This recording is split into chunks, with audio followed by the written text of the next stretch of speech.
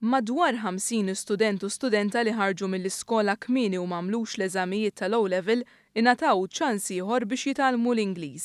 Dan grazzi għal għalliema minn 3 skejjel differenti tal-Ingliż illi offrew li jgħallmu l-Ingliż mingħajr ħlas u jgħinu liż-żgħażagħ fil-komunità.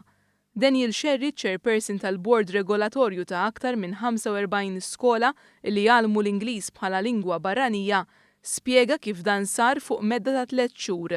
Ninvolvuhom f'programm ta' Corporate Social Responsibility. Dawn huma skejjel li jagħmlu suċċess kbir fit-tagħlim tal-Ingliż l-istudenti ġejjin mid-dinja kollha, imma ħassejna li billi ninvolvuhom f'programm fejn qed jgħinu l-istudenti vulnerabbli Maltin jistgħu wkoll jikkontribwixxu xi ħaġa lura lejn-komunità.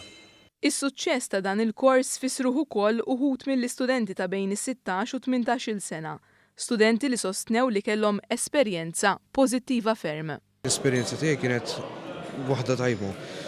Bħala teachers huma edukati jafu x'inhuma jagħmlu fuq xogħolhom u bħala għalliema huma friendly ġifieri u kollox hekk tajbin. Biex titgħallem iktar il-qoddim bħala anke biex tmur taħdem fuq ix-xogħol tkun taf kif għandek tikkomunika. Intant fil-futur mistennija aktar proġetti simili li jinvolvu aktar skejjel tal-Ingliż biex jgħallmu t-tieni lingwa uffiċjali ta' pajjiżna.